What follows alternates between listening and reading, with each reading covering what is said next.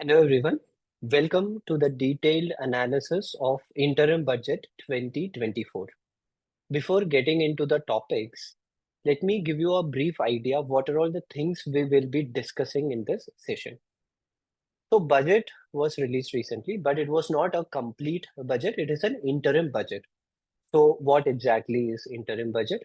What are all the most important and most significant points which were covered in the budget this year?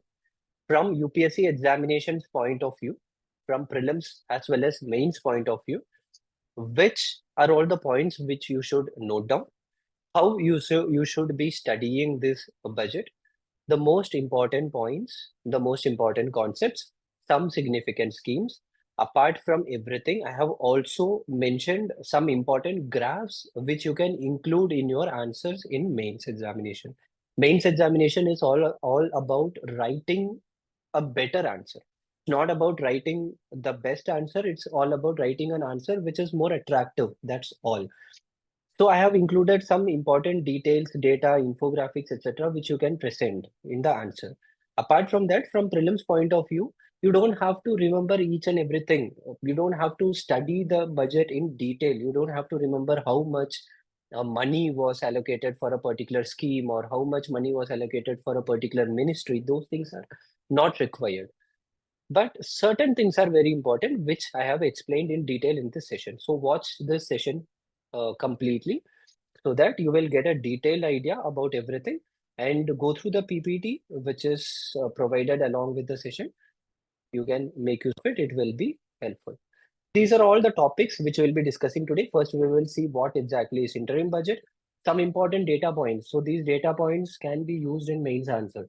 What is fiscal consolidation, capital expenditure, 50-year interest-free loan, a new measure has been given by the government.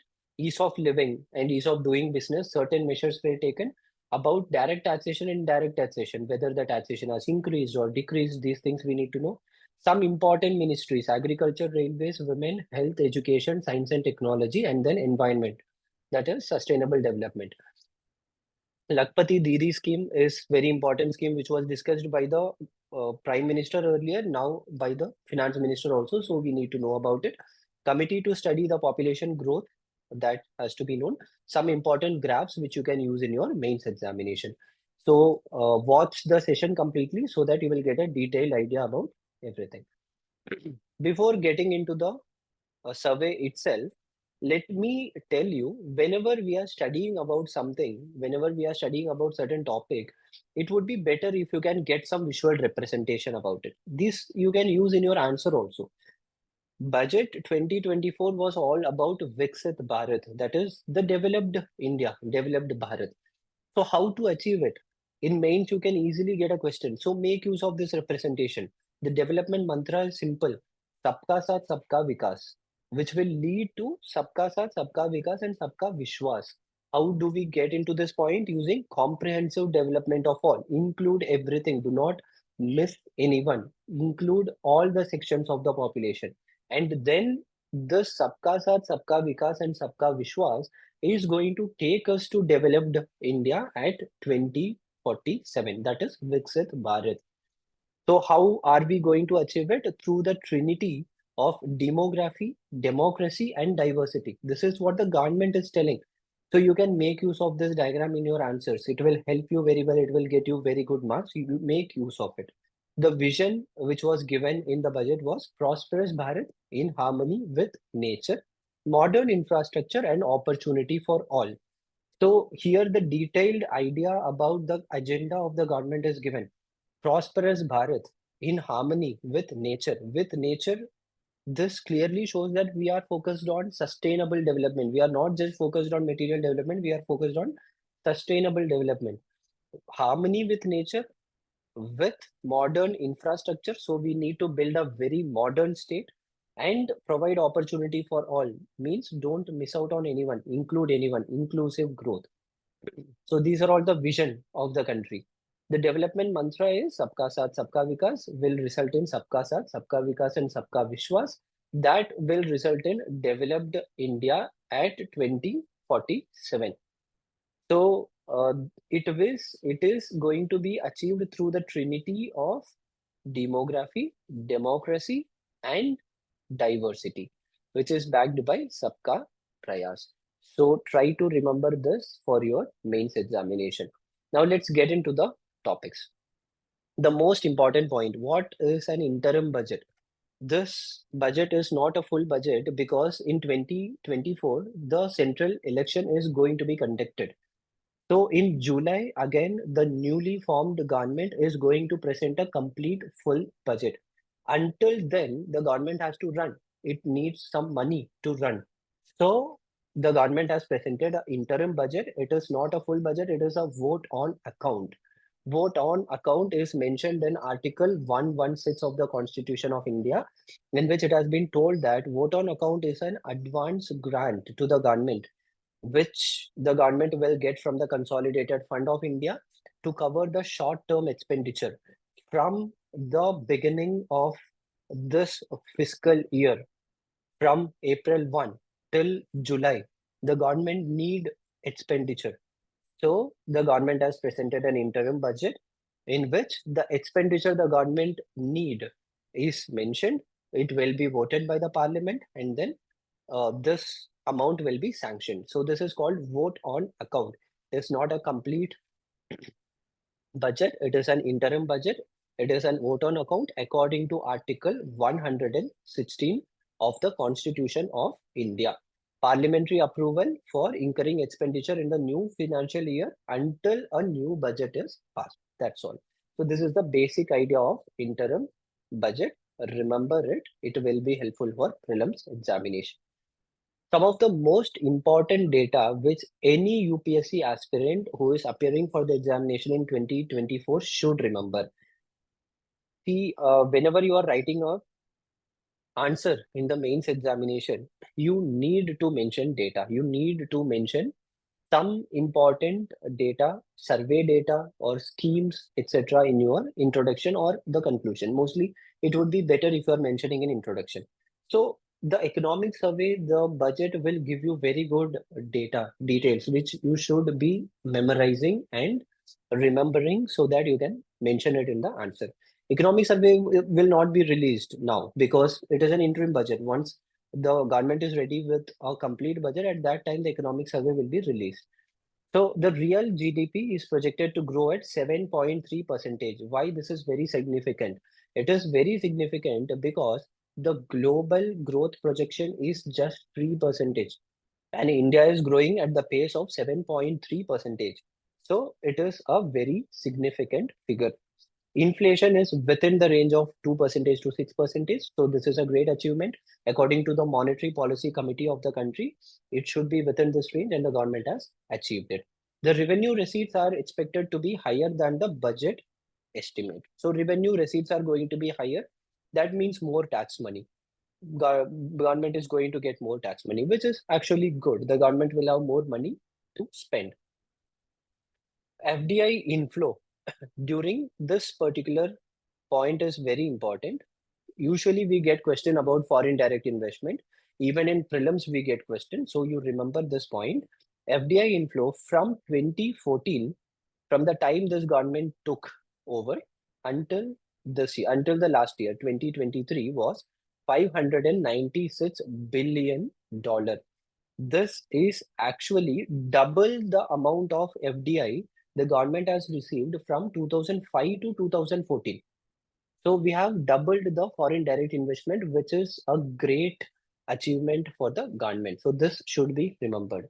Pradhan Mantri Mudra Yojana. Mudra Yojana is one of the most important scheme by the government to promote employment in the country. So the government has sanctioned 43 crore loans until now. This is not much significant, but this point is more significant because out of the 43 crore loans, 30 crore loans were given to women entrepreneurs. So the importance has been given to women entrepreneurs, and the government is trying to create more women business persons. Other important data the government has pulled. So this point is extremely important. Everyone should remember this because poverty is a major problem in our country. The government has pulled 25 crore people out of poverty in the last 10 years itself. So this is a great achievement by the government, especially during COVID time. It has become very difficult to pull people out of poverty, but the government has achieved it. Pradhan Mantri Awas Yojana Gramin is close to achieving the target of 3 crore houses. It is going to achieve 3 crore houses very soon, and the government have also told that we are going to give 2 crore more houses in the next 5 years. So in total, 5 crore houses will be achieved by 2029. Pradhan Mantri Kisan Sampada Yojana has created employment generation of nearly 10 lakh. 10 lakh people have got employed because of Pradhan Mantri Kisan Sampada Yojana. Sampada Yojana is about food processing industry, creation of food processing clusters, backward linkage, forward linkage, and then creating a complete cluster. So this is actually a solution which the government tells for development of agriculture in the country. So agriculturalist farmers have been facing a lot of problem in the country. So the government tells that we need to promote food processing industries in the country. So the government has already done this in a very good manner. Around 10 lakh employment has got generated. Provided the credit assistant to 78 lakh street vendors under PM Swanidhi scheme. PM Swanidhi is for street vendors, providing loans without any collateral for street vendors. Around 78 lakh street vendors have been given with the loan. So this is a very good point for promotion of MSMEs, promotion of self-employment, etc.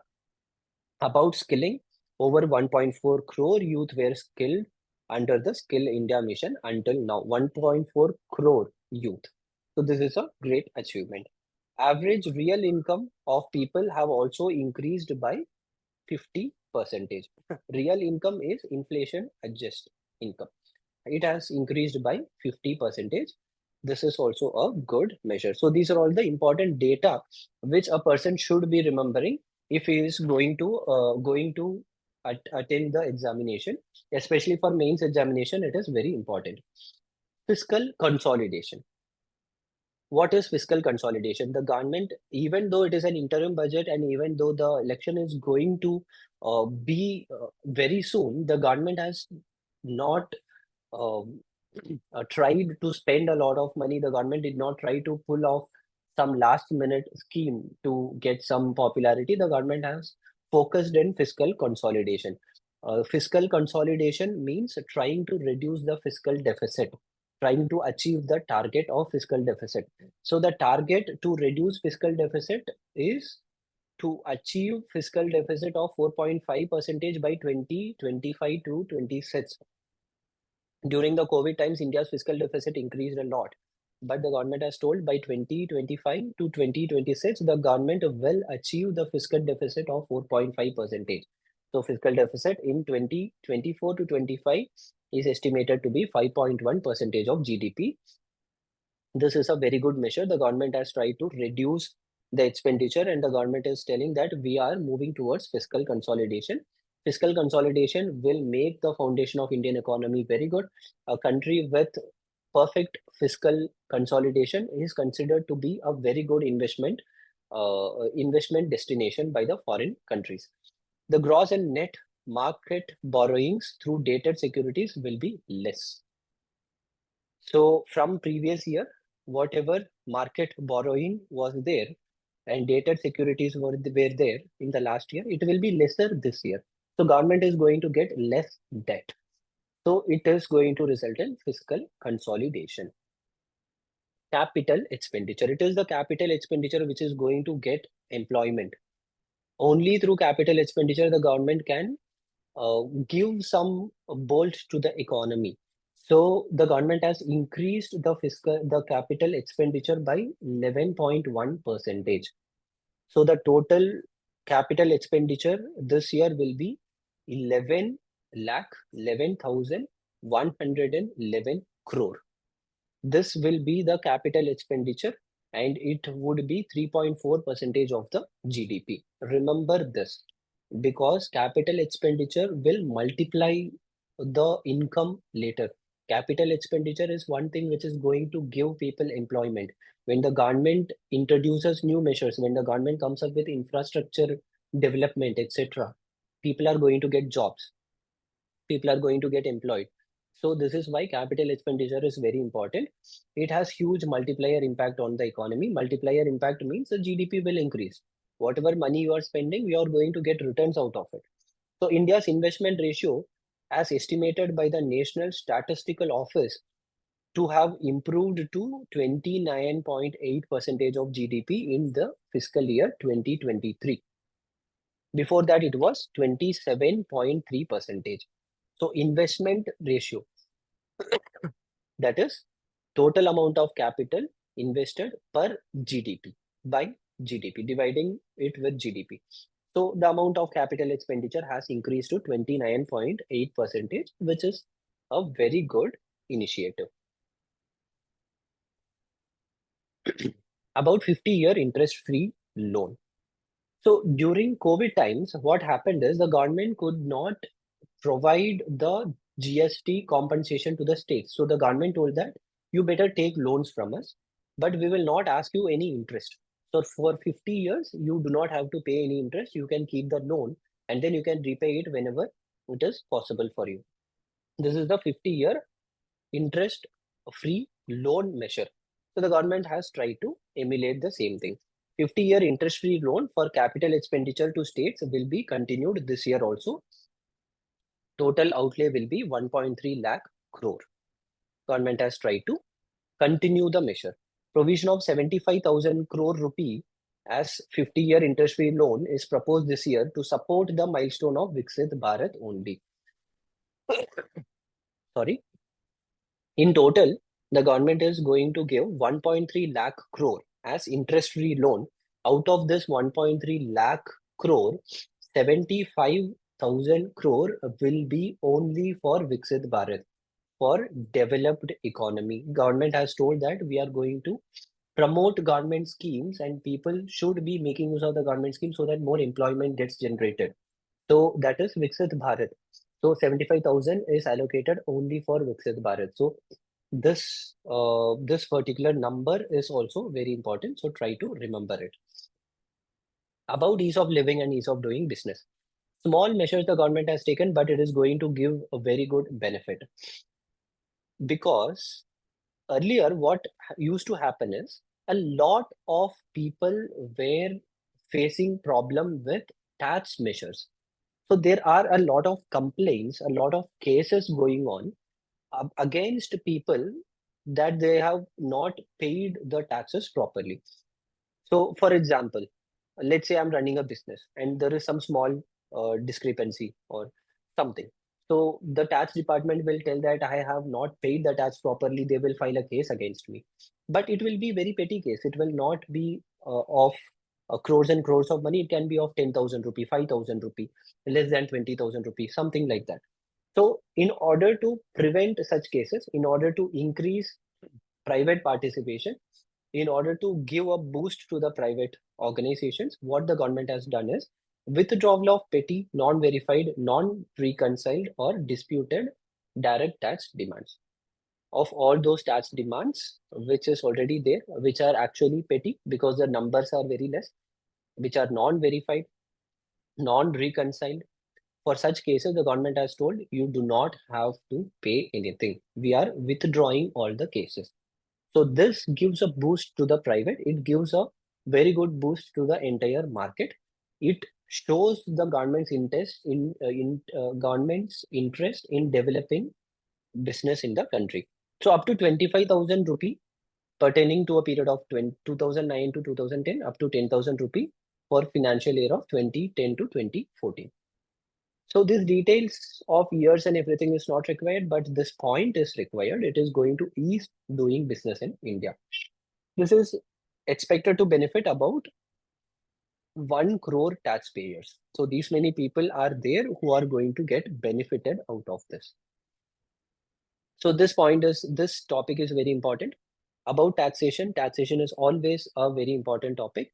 What measures the government has told and what are all the findings of the government about direct taxation and indirect taxation, both has to be studied.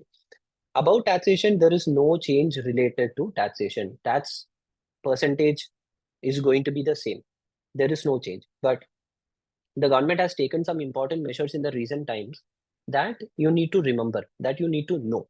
So, what are all those things? Over the last 10 years, the government has told direct tax collections have more than tripled. In the last 10 years, direct tax collection has increased 3 times, and the number of people who have filed returns have increased by 2.4 times.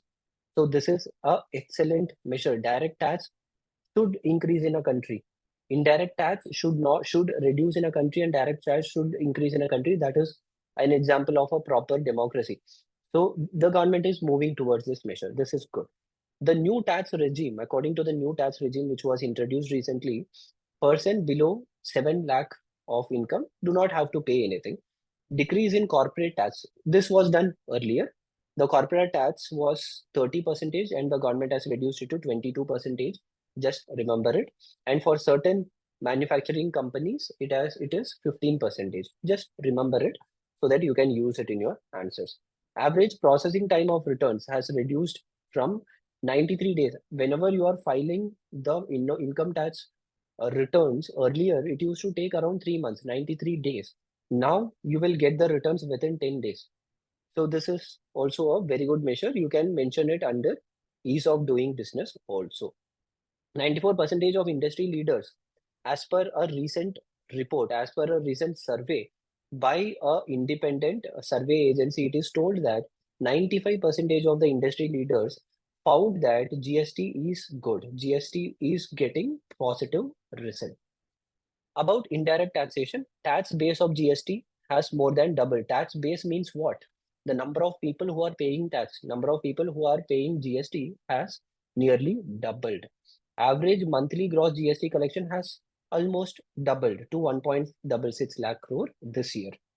States GST revenue, that is SGST revenue, including the compensation, has achieved to a buoyancy of 1.22.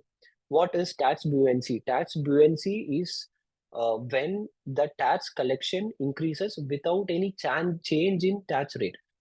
If the government increases the tax rate, of course, the tax money will be higher, tax collection will be higher. But when it is considered to be a good economy. A good economy is when the government does not make any change to the tax rate, but the tax income gets increased. So this is called as tax buoyancy. So the tax buoyancy has been 1.22 for state GST. This is a very good measure. So these are all great achievements. You need to remember them. Now let us get some important points, just important points, basic details about important ministries. About agriculture, direct financial assistance. During the COVID time, the government started with PM Kisan program where 6,000 rupees was debited to the accounts of the farmers, certain farmers who come under certain marginal limit every year, 2,000 per quarter. So 6,000 rupees is credited to the accounts of the people every year. This direct financial assistance was given to 11.8 crore farmers. This is one thing. Crop insurance to 4 crore farmers were given under PM Fasal Bima Yojana. PM Fasal Bima Yojana is crop insurance scheme. Integration of 1,361 mandis under E-NAM. E-NAM means E-National Agricultural Mandis. Under E-NAM, 1,300 mandis are there. 1,361 mandis are registered. So anyone who have registered here can sell their product to anyone in any part of the country. So this is a very good measure for agricultural marketing. Application of nano DAP. Nano DAP is a very important point for prelims 2024. Nano DAP is nano diamino phosphate developed by IFCO. IFCO has developed nano diamino phosphate, which is a proper fertilizer. It is excellent because it is a nano fertilizer. So instead of dumping bulk kilograms of ammonia into the agricultural farms, the farmer can just get a bottle of nano DAP and then use it. So 500 ml of nano DAP is equal to 50 kg of proper DAP. So this is going to benefit the farmers. So this is a measure which is told in the budget, so you need to remember about it. Atmanirbhar Oil Seed Abhiyan is the measure by the government to promote oil seed cultivation and production in the country. because India is importing a lot of oil seeds from foreign countries, especially Indonesia, etc., which is placing a very big burden in the India's economy because we have to import them. So, according to this Abhiyan, we are trying to form strategies to achieve Atmanirbharta for oil seeds. Implementation of Pradhan Mantri Matsya Sampada Yojana. Just like food processing, Matsya Sampada is for blue economy, blue revolution, to increase fisheries, increase fish cultivation. So double export and generate more employment is the target, and the government is trying to work towards it. Railways, just two important measures the government has taken. Three major economic railway corridor programs will be implemented. Just like industrial corridors, railway corridor program is going to get implemented in three important ways. The first one is energy, mineral, and cement corridor.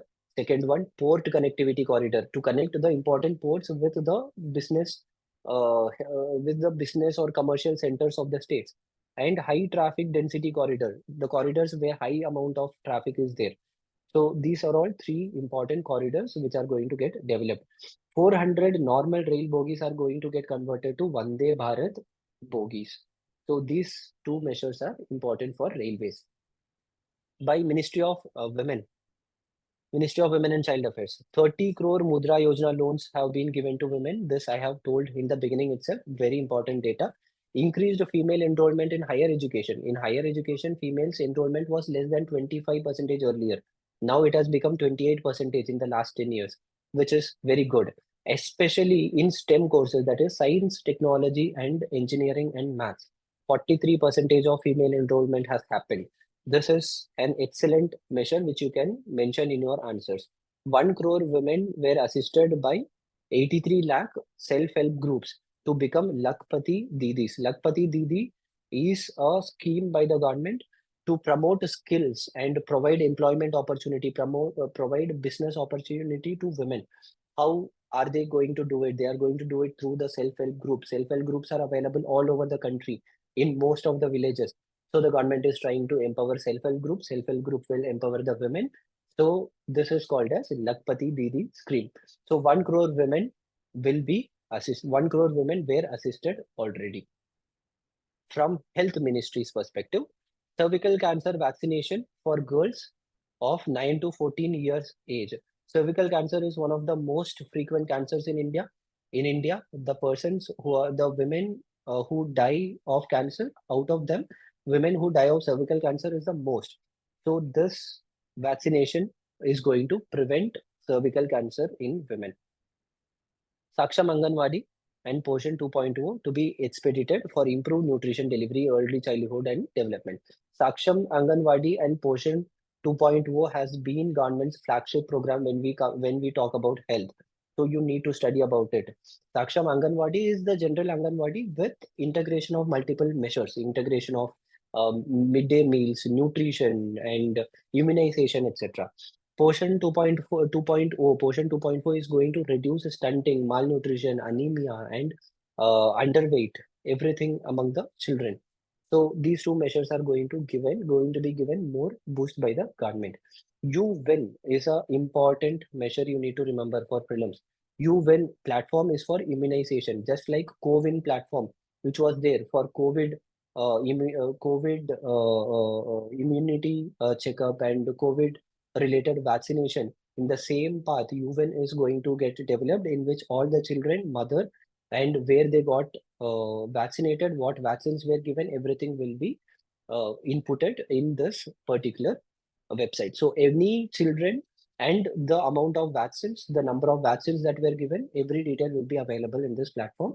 It is a digital medical platform, which is really good. Health cover under Ayushman Bharat scheme to be extended to Asha, Anganwadi workers and helpers. So Ayushman Bharat scheme is already covering the health insurance for around 10 crore of families in the country. So around 50 crore people are getting benefited out of it. 5 lakh is the insurance coverage. So this is going to get included for Asha workers, Anganwadi workers and helpers also. From educational point of view, higher education, school education departments under Union Ministry of Education received an increased budgetary allocation. This is one thing. This scheme is very important. Pradhan Mantri Schools for Rising India, PM RISE scheme. It has got almost 50% more allocation than last budget. PM RISE is a program, I'm sorry, PM Shri program, that is PM Schools for Rising India. PM Shri, PM School for Rising India is a measure by the government to develop certain schools. Around 14,500 schools will be developed all over India, which will be managed by the central government or state government or municipality or Kendriya Vidyalayas. In these schools, the government is going to promote alternative pedagogy. Alternative pedagogy means something which is not practiced in general schools at present. That is experimental based, holistic, integrated, play or toy based, especially for kindergarten children, inquiry based, enjoyable study. This is going to get developed in these PM Shri schools. And assessment will not be based on examination, it will be based on conceptual understanding of the students. So if the project becomes protective, if the project is going to get good benefits, if the project is able to prove that this is a better way of pedagogy, the government will improve and government will increase the number of such schools all over the country. Science and technology are very important one, very important measures, very important schemes were given here. A corpus of 1 lakh crore would be available on minimal or nil interest rate to encourage the private sector to invest in research and development. So this measure is excellent.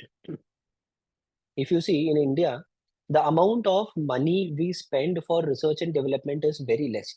In 1996, India and China had similar amount of expenditure for research and development. Both of us were spending around 0.8%.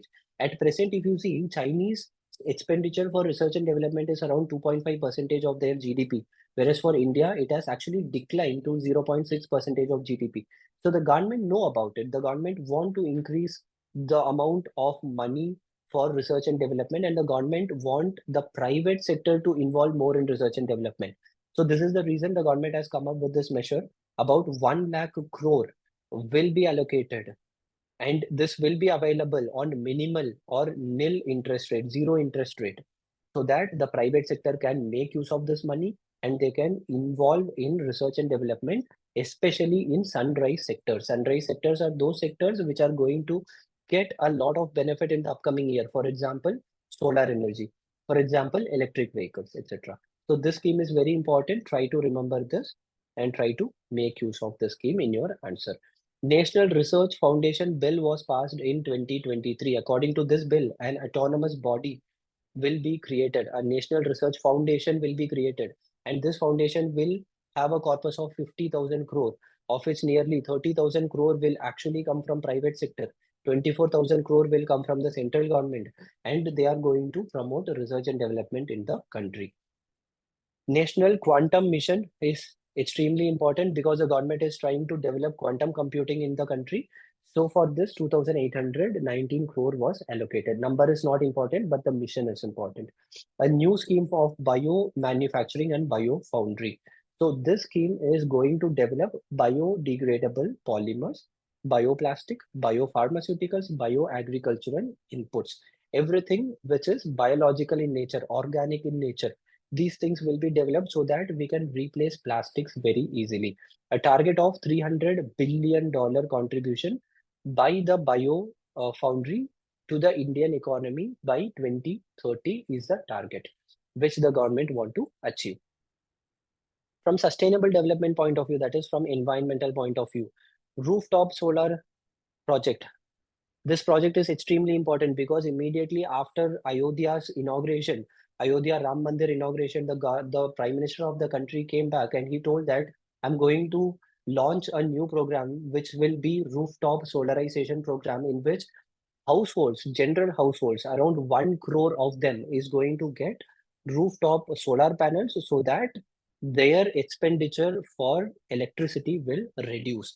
So around 300 unit of free electricity per month can be attained by the people. Adoption of e-buses for public transport network.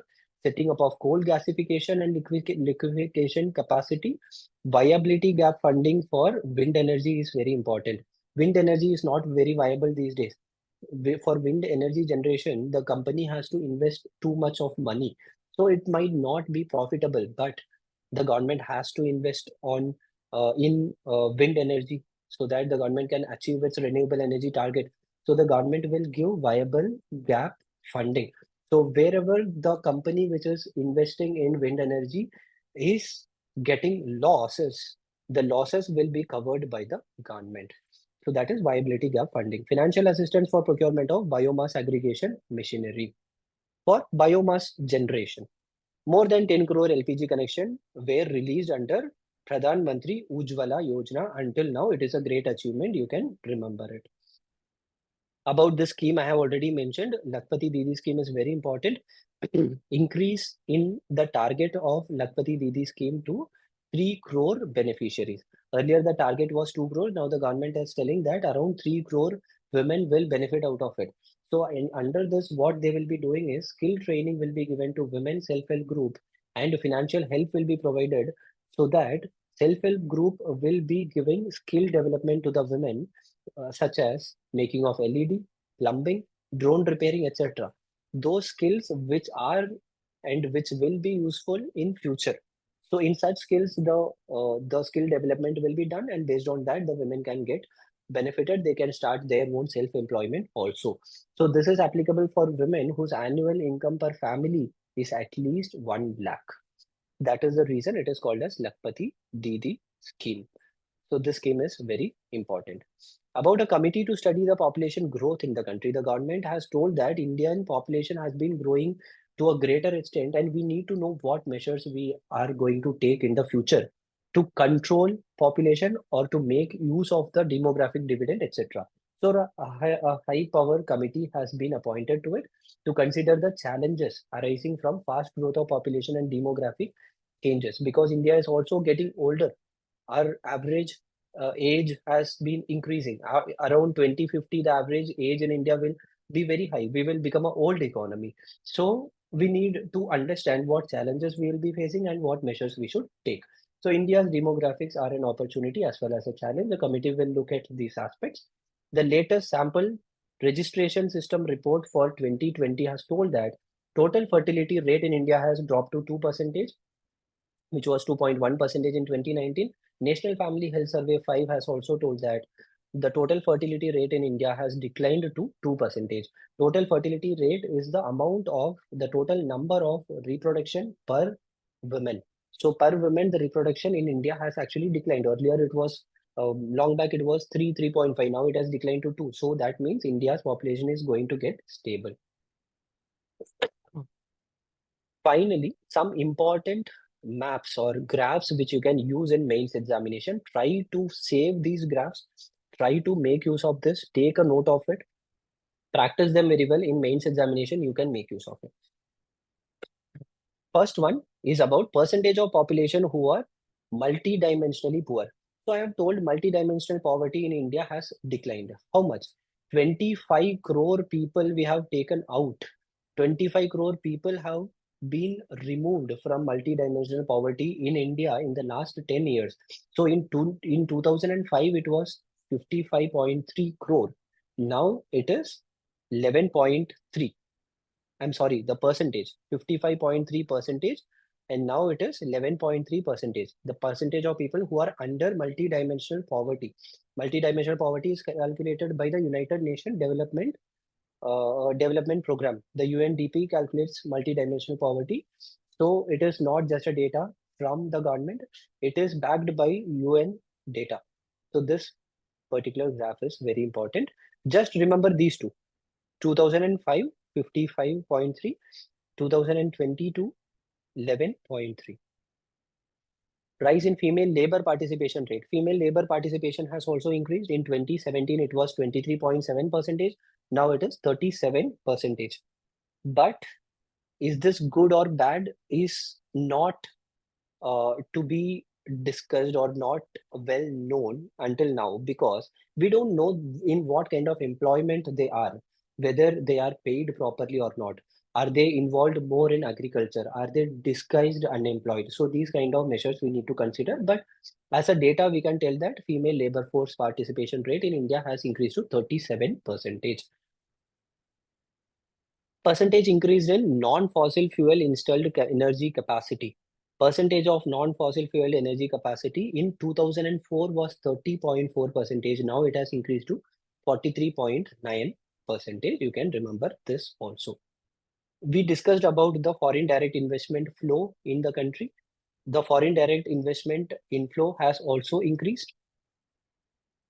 In 2005, it was 298, and in 2014, it is 596. Declining in unemployment rate. Unemployment rate was in 2017, it was 6.1. In 2022, it has become 3.2 percentage. So this data also can be used. From where we are earning, from where the government is earning. So this measure should be studied.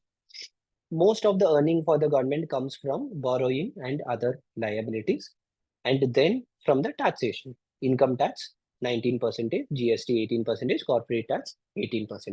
Rest of the things, just take a look at it. Don't have to study them in detail. So that's all for the interim budget. Study each and every point, try to remember each and every point. It will be helpful for you for both prelims and mains. You need to remember these data. You need to remember all the details which we have discussed here. Make use of it. All the best.